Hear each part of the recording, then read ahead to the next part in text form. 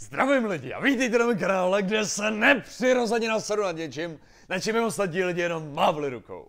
Tak dneska bych s vámi rád mluvil o řetízkáči. Prostě tom člověku, co dal řetízek do blbýho hrníčku. Určitě touhletou dobou jste všichni narazili na tohleto video, který je z pořadu Ano šéfe. Z tohohle hlediska by se dalo skoro říkat, že možná je to virální kampaň na tenhle ten pořad, ale zase na druhou stranu, jenom protože se chci kouknout na tamto video, to neznamená, že se chci koukat na celý pořad.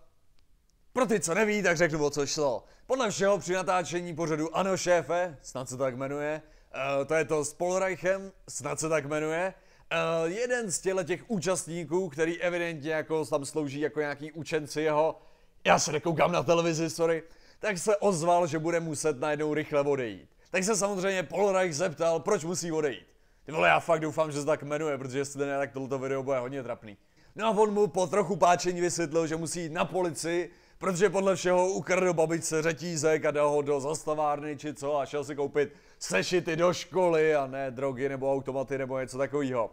Každopádně ta krásná věc potom ale byla ta, že v dalším díle nebo v něčem, já těžko říct, jak ono to chodí na té televizi, tak on vysvětloval, že tohleto se nestalo. Že on vlastně nic neukradl, on jenom omylem dal ten řetízek do blbýho hrníčku, protože ho vyndal z nějakého hrníčku a prostě bylo úplně jasný, že babička najednou změnila story jen proto, aby zachránila svého úžasného vnoučka. No a tady se samozřejmě dostáváme k tomu, proč je to naprosto retardovaný. Jednak kradení od vlastní babičky, no uznejte to, je naprosto retardovaný samo o sobě, ale jak ten člověk dokáže vůbec dejchat, záhadný. Právě v tomhle bude asi ten hlavní důvod, proč si někteří lidé myslí, že je to nainscenovaný. Protože prostě nikdo nemůže být tak totálně blbej. Ale zase na druhou stranu já znám asi moc lidí, kteří o sobě tvrdí, že jsou nadprůměrně inteligentní a mně připadají docela blbí. Takže je možný, že pokud oni jsou nadprůměrně inteligentní, tak je tady celá skupina podprůměrně inteligentních lidí, kteří jsou mnohonásobně blbější.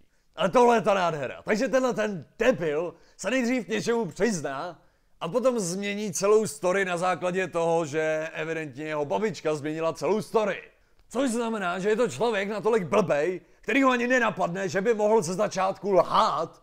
Někteří lidé se teda divili, proč by babička nejdřív vnoučka nahlásila a pak kvůli němu změnila ten příběh.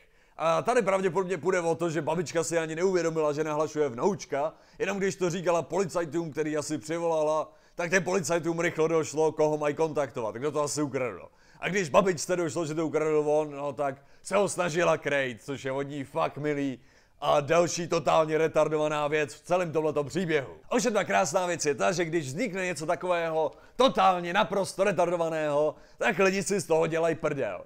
A dělají si z toho prdel úplně skvělým způsobem. A tady bych chtěl vysvětlit jednu věc, která mě sere už jakou dobu.